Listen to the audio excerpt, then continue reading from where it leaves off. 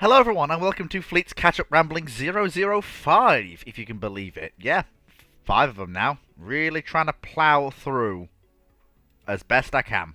Well, somebody's got to. Me. Me, mainly. As per usual, you know the drill. It's a catch-up ramblings, so we don't take questions from Discord or YouTube. And I attempt to plow through as many questions as I can in the next hour and a half.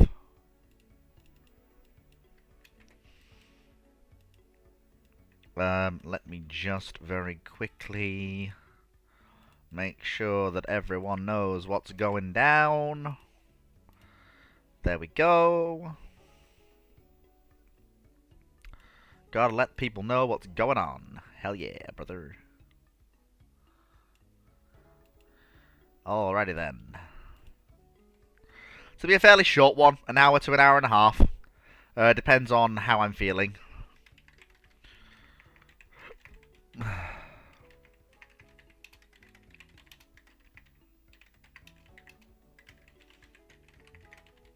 we go. Bring in the Discord audience now.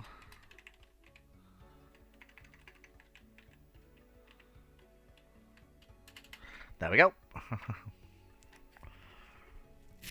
Right, now then. On with the questions. Hello, Montana. Did they manage to put your roof out? Hello, Brandon Larson.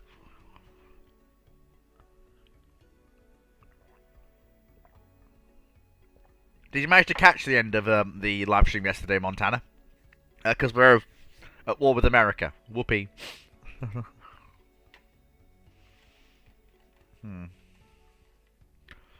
Ah, here we go. Fantastic. Alright.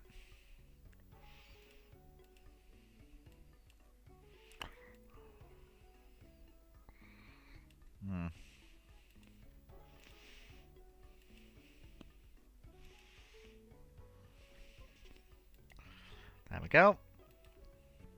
Thank you. Where are we? So if I remember correctly,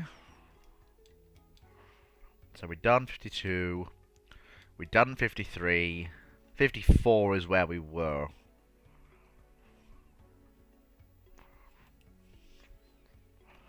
Okay.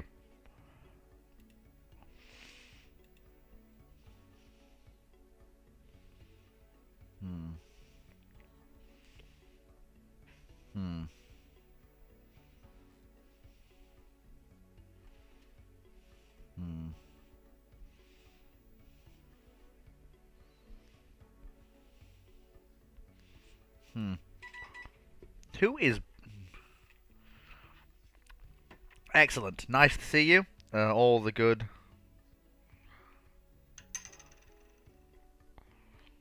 All the good stuff.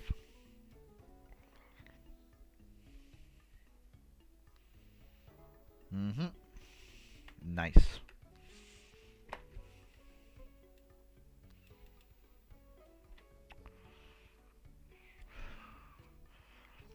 Excellent, excellent.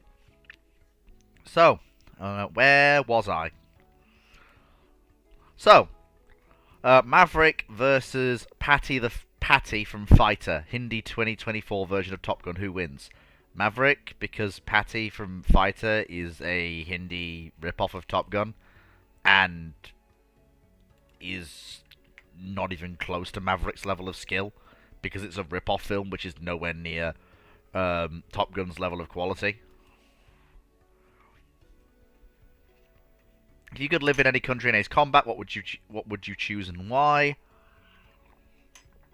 To be blunt, I'm living in Osea, because Osea always goes to places and knocks people's heads together. Very rarely does Osea itself get invaded or bombed.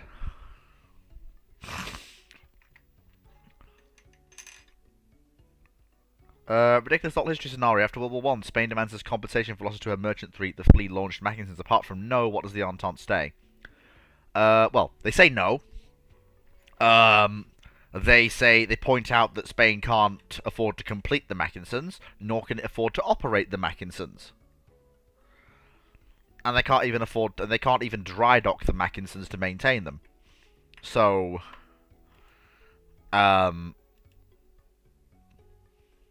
yeah.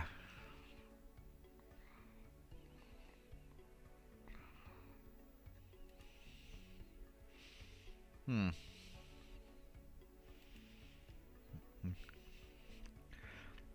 Yeah. Thoughts on the upcoming game? Sea power, naval combat in the Missile Age. Oh, they put out something looking into the battle routines replacing. I live directly under it. Oh, you. Ugh. Well, good for you, Montana. I'm glad that you actually managed to do that. Well, yeah, do catch the end of the Rule Wave stream if you can, Montana. Things got interesting towards the end.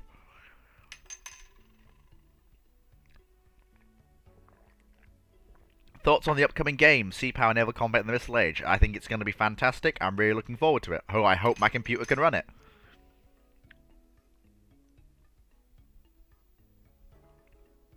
In yesterday's Brew Ships, the examination of writers on the USN came up. He disappeared for a moment in that segment. How many French war hotels would you throw at the person who came up with that idea? If I remember correctly from the ramblings, it was all about the discussion of how the US Navy got rid of writers to do paperwork, whereas the Royal Navy still has them. I think I don't know enough about the subject, but I think personally, it was a very silly idea.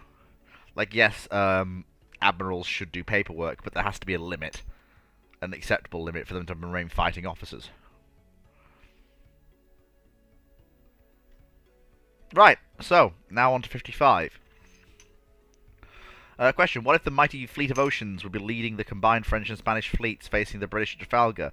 Would Fleet of Oceans survive the battle? Again,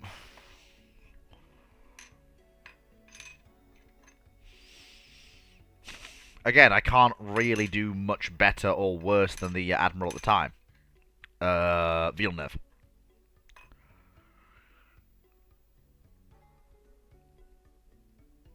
All I can do is fight on and then strike my colours as soon as the opportunity presents itself after I've given a fairly decent fight. But apart from that, the battle's not going to really change. Question. Trafalgar, but we changed Nelson with Beatty, has no hindsight. Honestly enough, Admiral Beatty being at Trafalgar, especially if it's at Trafalgar and not before, there's very little that can go wrong, because Nelson's whole idea is to break the line, and then at that point it's down to the individual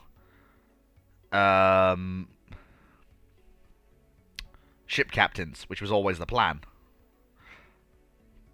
I mean, the USA is not going fascist knight.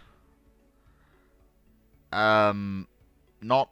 Oh, you mean in real life? Yeah, let's leave modern politics out of this, shall we? For now. There's a whole other debate to have on that one, and I'd rather not go into that right now.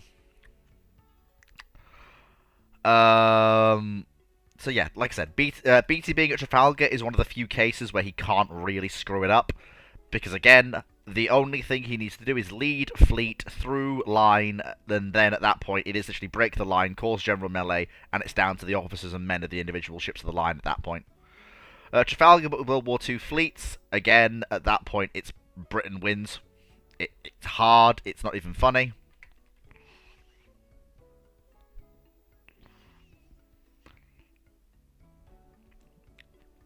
Trafalgar, but Nelson, as he dies, suddenly reappears in command of the battlecruiser squadron at Jutland. Problem is, bringing him in at Jutland basically causes chaos and probably results in the loss of a fair few battlecruisers. Unless it can be rapidly explained to him how they work and what modern naval guns can do. And that boarding is no longer a thing. If that can't be done, then he's just going to try and do orders that would be quite literally suicidally. Quite literally suicidal. So, yeah.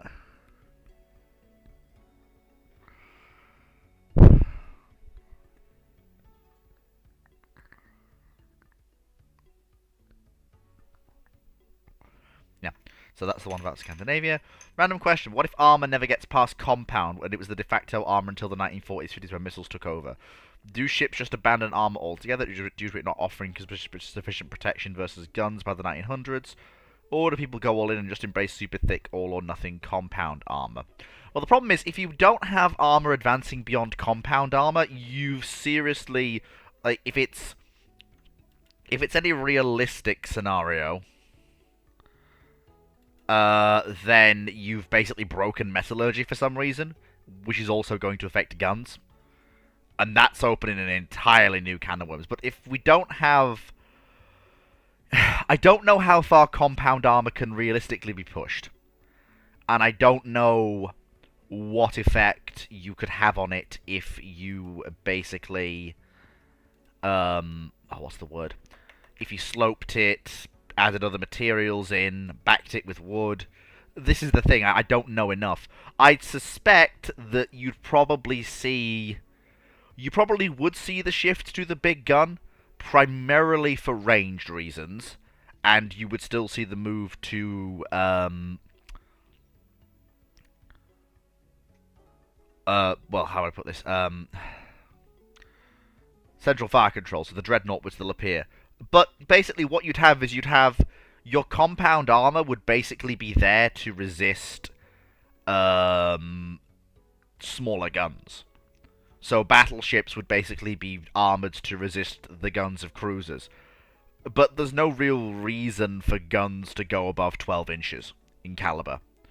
Instead, you're going to see a refinement of the 12-inch gun, and ever-increasing numbers of 12-inch guns as it basically becomes a race to land hits on target and then continue landing hits on targets. So you'll see triples rapidly come in, then quads rapidly come in, and you might see ships by World War I carrying 5 triple turrets, or God forbid, 4 quads, maybe 5 quads. Because at this point, it's not so much about armor penetration, it's about landing hits on target before your enemy does. And then continuing to hammer them, because you're going to get through the armor. Basically. That would be my thought.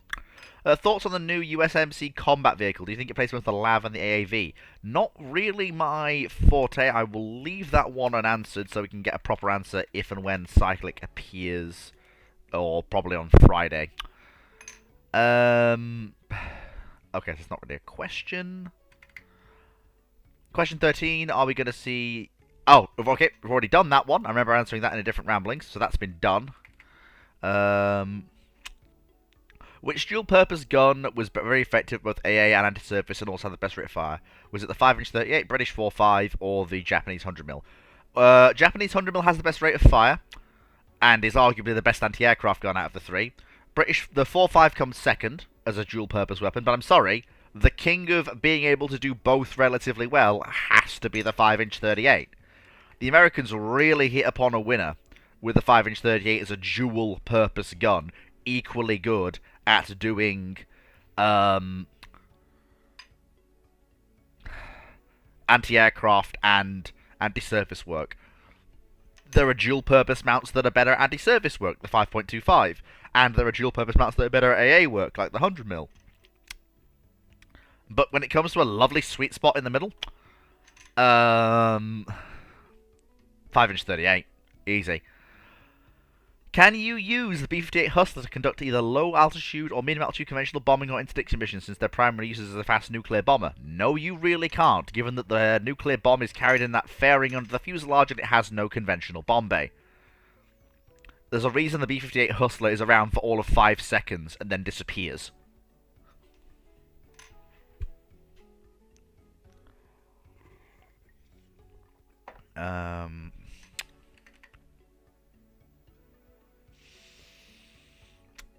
Okay, right, so a Macedonian friend has gone on vacation in Spain and has fallen in love with the nation. The year is 1925.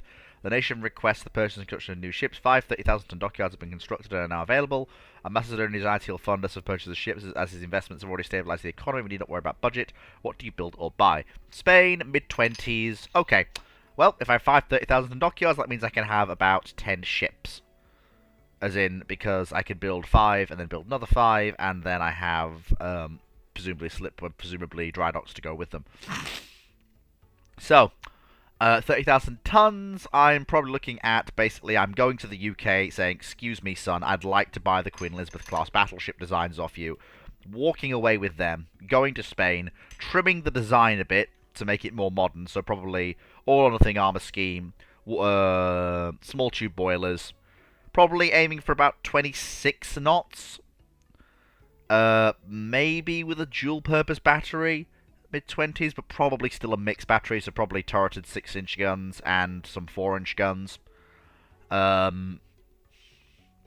So 5 of them, 1925 through 1927, and then 5, and then another 5, so for 10 battleships. Although, to be fair, that's probably going to terrify the ever-living crap out of everyone else in the treaty. But hey-ho, what are you going to do? I have unlimited budget. I'll probably be probably once the first 5 are built, I'll probably have people walk up to me and ask me to sign on to Washington. At this point, probably because I've just basically made the Italian and French fleets second-rank powers in the area. Oh, that's the problem. The problem with this one is that given I'm definitely a power that could, yeah, I'm gonna need. Damn, I'm gonna need other opinions on that one. Again, I'm gonna leave that one for. Try again with co-hosts, because I'm not confident making that judgment on my own. What if we gave Nelson Iron Brew for the Battle of Trafalgar? He is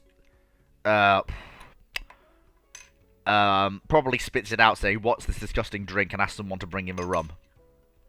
Basically, not really much changes. If the vein of the High Seas Fleet being dropped on London, what if the entire US Navy was dropped on Tokyo from an altitude of 20 kilometers in 1945? Tokyo's a wrecked ruin and there are a lot of dead US sailors. Basically. Was there a finalized refit plan for Hood, or was that still being decided on? I think they were still deciding. They hadn't quite figured out what they were going to do with her. They were nearly there, but they weren't done. If the RN got a second Admiral and they still wanted 2 Nelsons, could the others have been compensated with an extra Colorado Nagato? So the US is gonna want... No, if the RN has a second Admiral, the US is gonna want a Lexington. They're gonna want to finish a Lexington. And then Japan is going to demand to finish a Margi. So you'd have... So each power would have... So Japan would have Nagato, Mutsu, and Amagi. United States would have the 3 Colorados plus a Lexington. And the RM would have Hood, the second Hood, and the 2 Nelsons.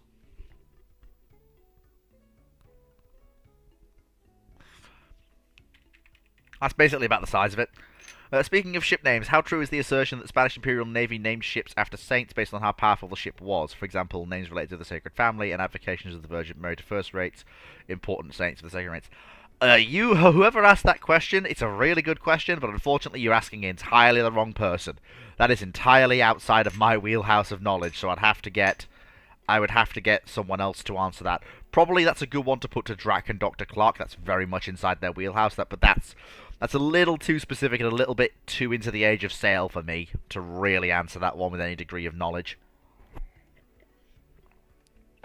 So, in 256, good lord, I am really doing well today. Question, with the Japanese LPD falling short of a majority, what effect on the new Japanese carrier force? It's impossible to say.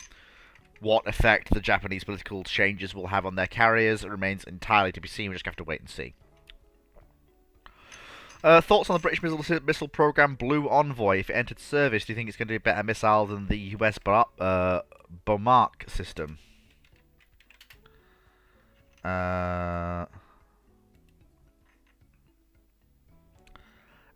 Honestly, probably not. I mean, it's all... With a lot of these ramjet-powered cruise missiles, there's always a fair bit of... well,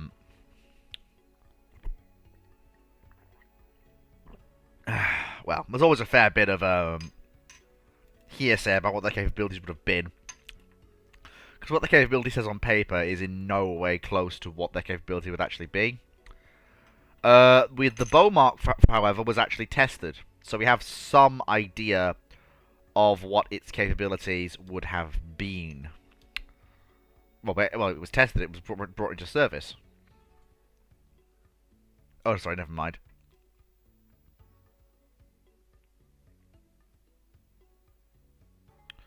Oh no, okay. So there was actually a service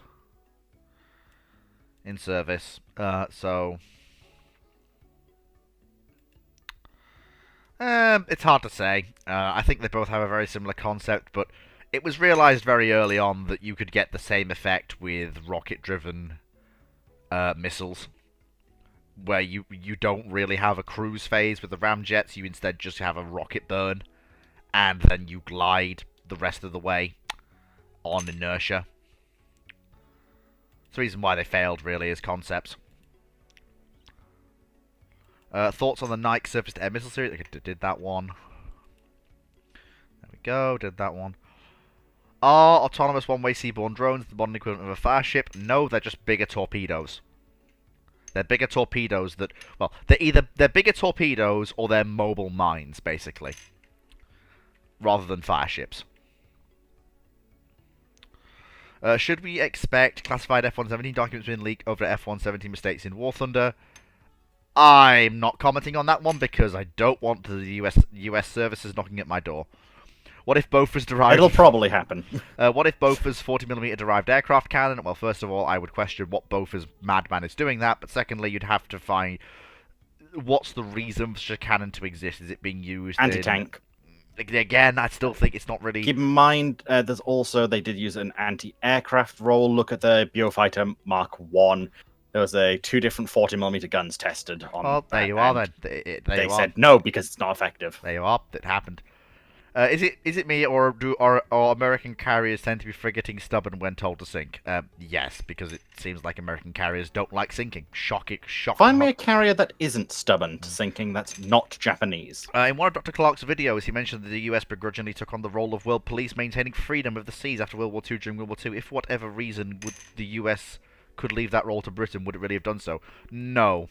The US didn't trust anyone else to do it. It wasn't begrudgingly in the form of, oh, if we have to. It was basically, we need to because we don't trust anyone else to do it the way we want it done.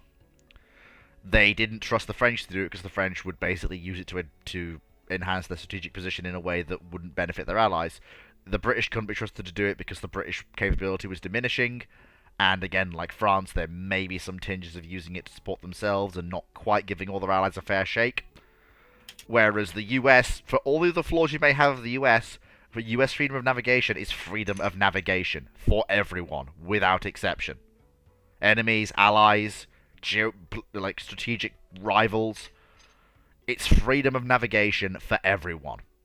And that's one of the really good things the US has done.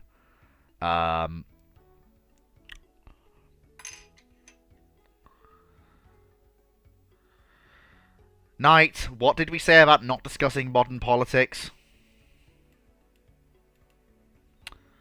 So, wow, we're actually on Ramblings 57. Good lord. We're actually nearly caught up. Doing really well today. Just how quickly have you went through these? Hey, to be fair, I seem to have really landed on good questions. Next Monday is Remembrance Day. Will you be doing a Ramblings or a special one? I probably will be doing something special for Remembrance Day, seeing as I do have a Ramblings slot on that Monday. Yeah, so there will be, so I did that, did that. Oh. There's no way that we only got through that many questions. Bloody hell, we really didn't get through that. What do you mean, that many questions? No, that's 57. How many questions we got through. We only got through, like, 15. Also, if you look further down, there might be a couple more answered, just because they were added on for YouTube. Yeah. Thoughts on non-DDG 1950s USN Forrest Sherman class? What role do they play other than naval gunfire support in Vietnam? Is it worth their effort in building a number of non-missile armed DDGs? Also, did the future Spruance class took the role the Sherman class had? I think it was basically the US not wanting to hedge completely. In the 50s, they weren't entirely sure if the missile was going to stick around or if there would still be a role for a gun-based escort combatant. You see it in a number of navies around the world. Yes, they are moving towards missile cruisers and missile destroyers, but you see it in Britain, you see it in the US, you see it in France, you see it in Russia, you see it in the Soviet Union. There are some last tranches of purely gun-based destroyers with torpedo armament constructed. Basically, the last gasp of the traditional destroyer. Basically, because again, they are the final form of a mature technology, and the guided missile destroyer is the new thing. So people are hedging against if the guided missile destroyer doesn't turn out to be everything it was cooked up to be.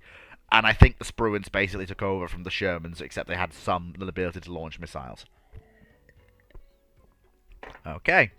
What are your thoughts on multi-purpose missile systems like the SSN-14 Silex or Rustrub that can be used against both submarines and surface ships?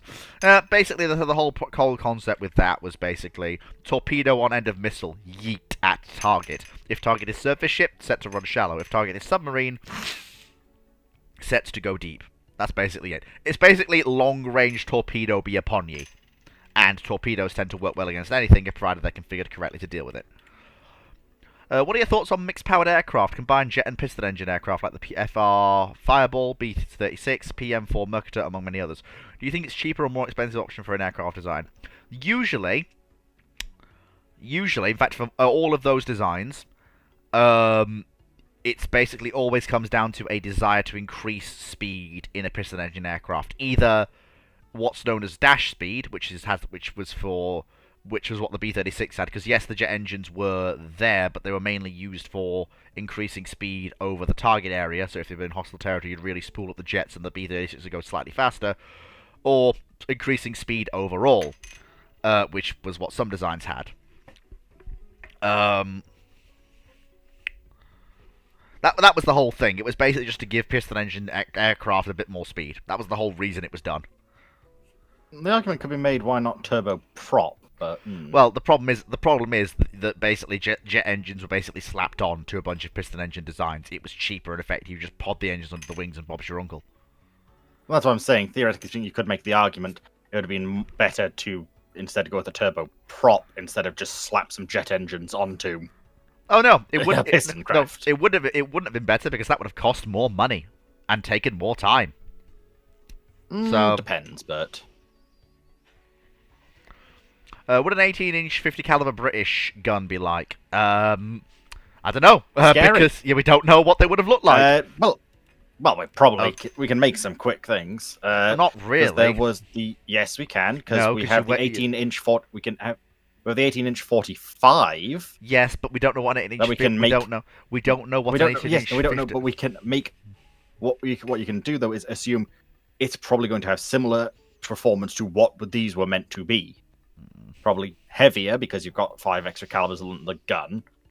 Muzzle velocity will probably be an increase because of this, but potentially also they might increase the weight of the shells, which could change it.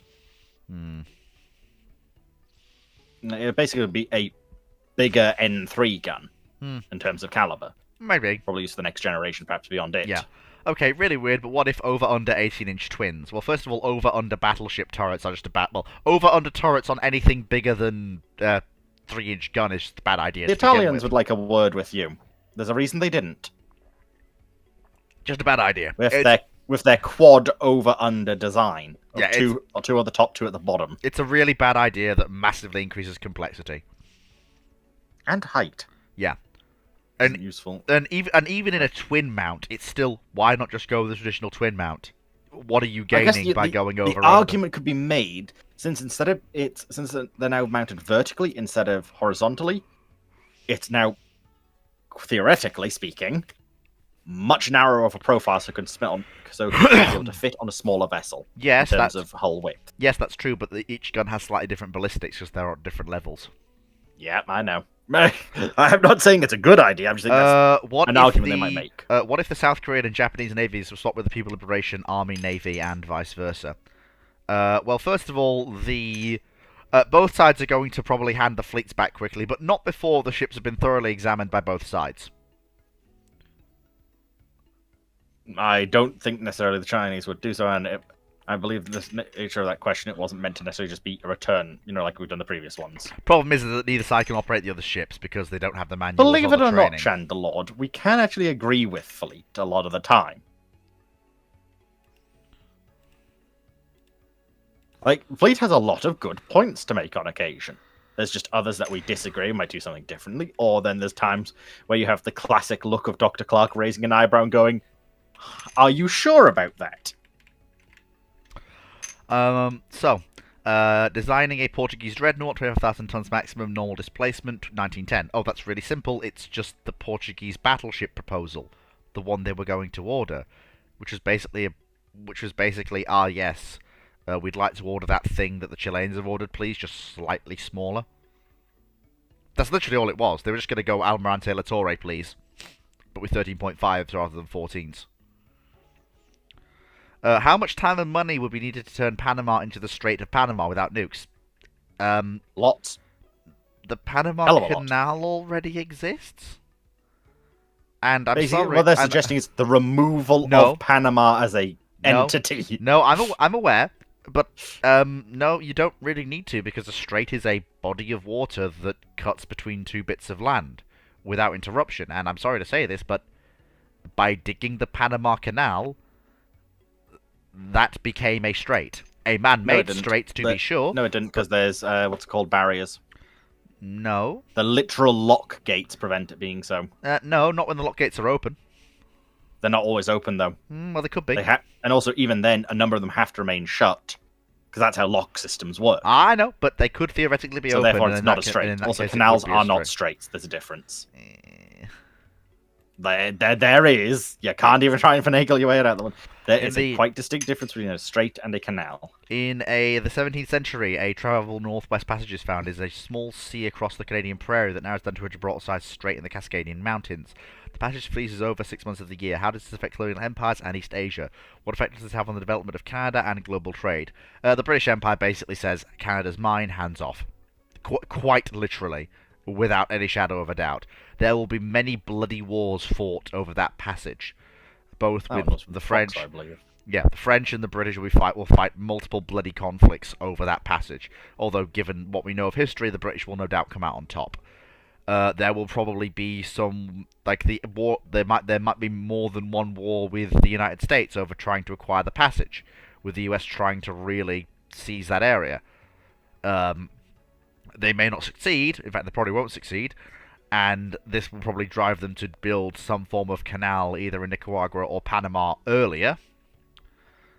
And there are actual questions I would like to ask about whether or not Britain would actually let Canada own that, or if they would retain direct control of the canal or passage zone. It's an interesting concept, but I don't really... It was designed for discussion in a longer situation and a bigger panel, but... Yeah, that's my 2 cents. What if the Hawkins was fully converted into a carrier? She'd be a very, very small carrier. No, I wouldn't say quite that. You could get an okay-ish carrier out of her for the era she's probably converted. Yeah, but she has a very short... You're basically talking an independence of the era. Yeah, but you're talking a ship with a very short shelf life. A very short shelf life as a carrier. Yeah, I could probably see them getting at least 20 years out of it. You'd be lucky with a carrier No, that small. I think you could. No, I think you could very easily do it, especially with what we know the British end up going with the Swordfish and Sea Gloucesters. Would easily work as a convoy escort ship. What ship had the largest build relative to its size? I don't know, and in the interests of speed, I am going to invoke my right to say, I am terribly sorry, but I request you go put that into a Google search algorithm, because that's what I would have to do to answer it. So whoever answered that I think that's what they were doing at the time, but they couldn't find it. Yeah, well, if you can't find it, then I'm sorry to say we can't find it either. Of course you can, just need to go digging. Yes, but I don't have the time right Use now. These contacts of yours. I don't have contacts. You do, you have Clark. What if... so basically this is the question about the large, basically, coastal defense battleship the Russians were planning to build using some of the turrets that were completed but not fitted to the Ismails. What you've basically got there is a fairly decent shore bombardment and coastal defense asset. It's not going to be that heavily protected, but what it will be capable of doing is basically deterring cruisers and even some battleships from coming close. It's slow, but it's very good for shore bombardment and things of that nature. In my opinion, it's a waste of steel. Perhaps it is. Waste of steel, men, because this thing is going to just get sunk by the time of the World War II. Even for earlier, it's not really going to be able to contest that much. It's a good adjutant to the ganguts that are in the Baltic. It basically can act as At that point, you've got 2/3 of a gangut. Just make a gangut. Well, no. The thing is, it's supposed to be a very cheap. It's supposed to be a very cheap ship, and it is. It's a very cheap ship to build for its gun power. It's theoretically a cheap ship. No, it is. We would have found out if it was. Yeah, but it is because the guns and the turrets already existed. That's the reason why building it makes logical sense, because you've already got the guns and the turrets. And the rest of it's a fairly cheap, flat-armoured raft with some casemates. Is it accurate that the carrier onboard buddy tanker that the Sea Venom then to Sea Vixen then to... well, no, Knight. So basically, does the RN need buddy tanker capability back? Nope, we're getting actual full-on tank capability through the drones that we're getting aboard the QE whenever their refits finally happen. Which are Hello, Channel Lord. Which are going to be very capable assets and probably better than the buddy tanker system. With a 27,000-ton hull as a basis, with a 34,530, 39,100 victorious if she was rebuilt as she was, with the firepower of the planned Implacable class rebuild, be easy to equip with surface-to-air missiles. The problem with the armoured carriers is that they really struggled to be upgraded in terms of defensive fit. You basically had to upgrade their escorts in order to really upgrade their defensive capabilities, as was the same case with a lot of other carriers of the period. So, only at that point, just build a Malta. Yeah, honestly, I mean, the only carriers that really got decent upgrades to their defensive capability in terms of missile armament that were built around the Second World War and continued into the Cold War were really... was really the Midways.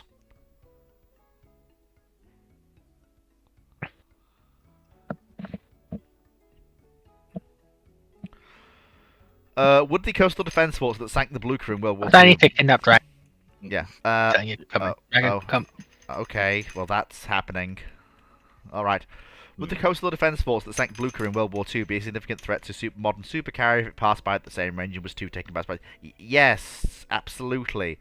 That's a pair of 11-inch shells exploding in your vitals, along with 3 6-inch rounds slamming into the other side of you. And torpedoes. That's a threat to anything short of a massive block of steel that just happens to be moving up a fjord for some reason.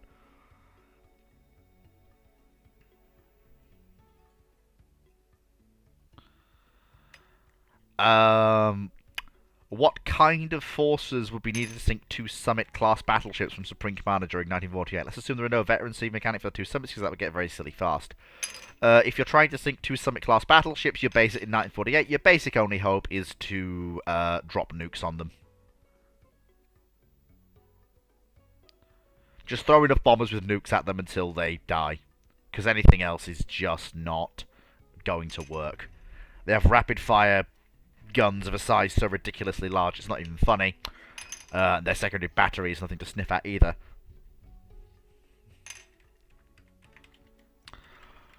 How many of you will be playing Sea Power Naval Combat: The Missile Age when it comes out in a few weeks? I know I will be, but I can't speak for anyone else because no one else is here. Given current publicly available technologies, how would the panel approach the design and construction of a functional warship for space? Please outline the key specifications, materials, propulsion systems, any defense or weapon systems you would incorporate, considering the limitations and challenges of space warfare. I'm going to put that one under come back later with an actual panel.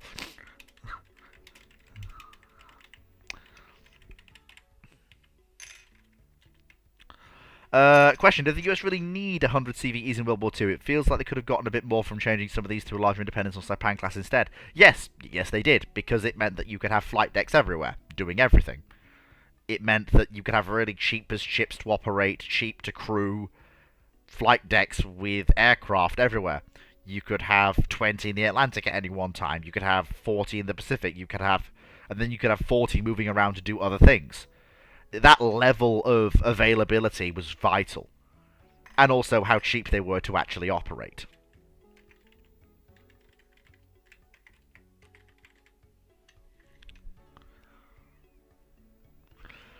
Could the nuclear bomber aircraft USS United States carried effectively use... Could the nuclear bomber aircraft carrier USS United States carry and effectively use navalized tornadoes with a refit, and how much would I have to pay for it? Not really. I mean, I suppose she could. She's a big enough carrier, but I would question then at that point why you're bothering instead of just building a new ship. And also, she's a US she's a US carrier. She wouldn't really be adopting navalized tornado as a concept.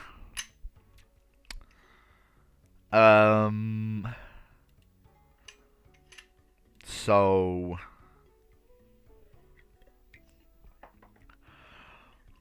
it's one of those theoretically possible but not really practical. And gentlemen, I am pleased to announce we are caught up.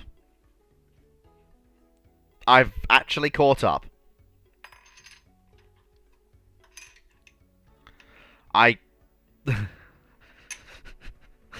We managed to actually catch up. I will admit I have left some questions for Friday because there are some things that I will need a panel to actually answer. But I'll open YouTube and Discord to 15 minutes of questions. So keep your questions short and sharp, please. No big timelines, no big questions. Just keep them. You have 15 minutes, so let's keep the questions short, sharp, and snappy. Have you been following the Lunar War series of Renner's videos? Now that you were caught up, yeah, I have been.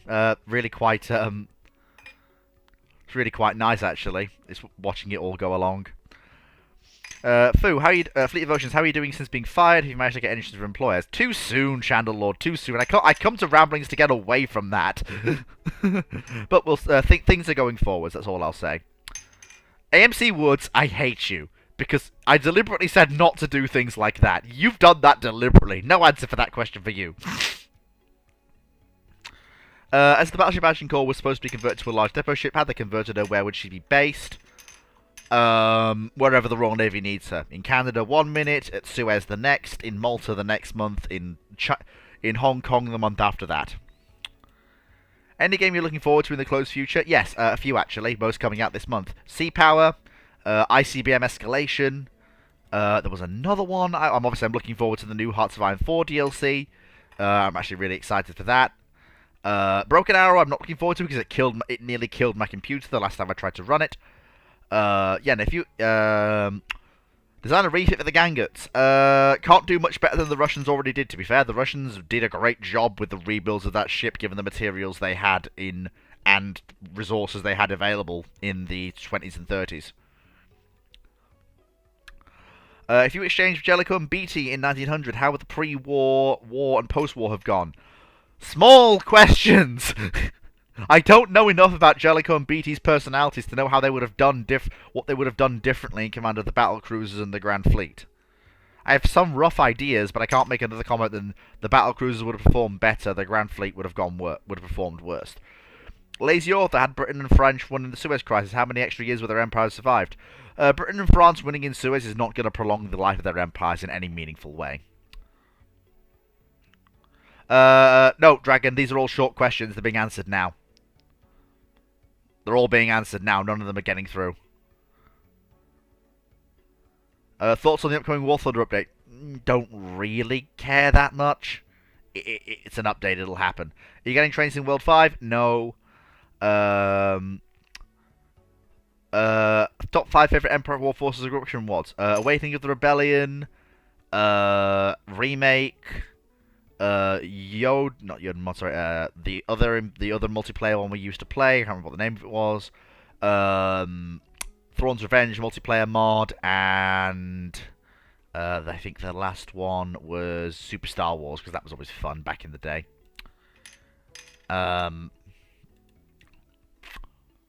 So, no more questions, please. I'm just going to work through the last of these questions now, and then we'll have a little bit of a chat with Fleet time.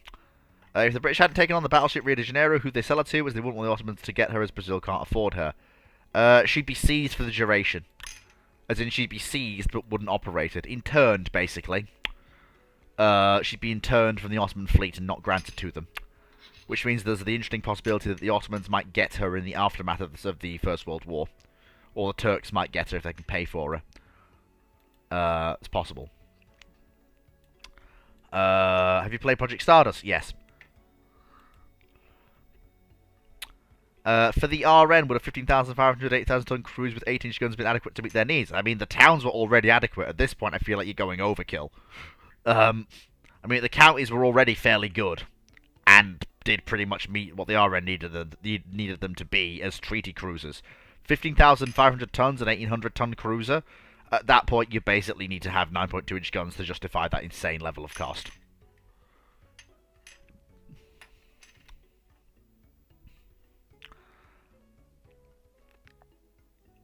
How would you improve Batch 2 and 3 of the Soyuz-class battleships? Basically, you just fix issues that arise with the first batch. And then with the third batch, you fix issues the second batch brought to light. And that's basically the size of it.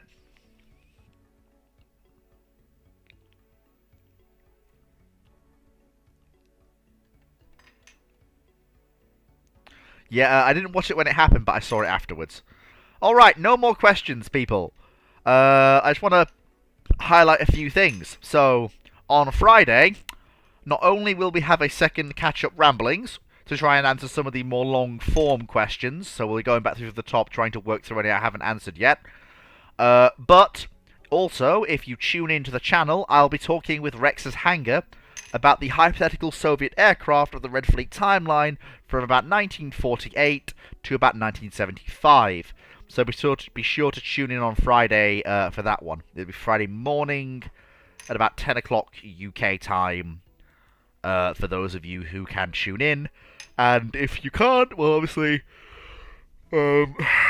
catch it on the bounce in the aftermath. 10 AM in the morning. So obviously, it's basically because of trying to work it with Rex with the time zone differences being what they are.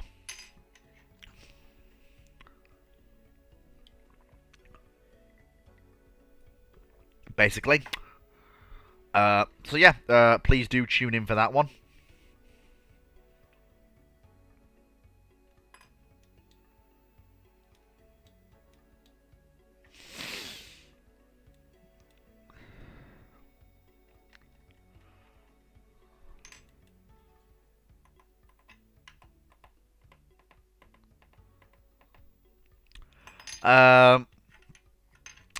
So, hope everyone tunes in for that. And in order to stop things from just trailing off with no real purpose, I am going to end this very short and sweet catch-up ramblings here. I really do hope you've all enjoyed.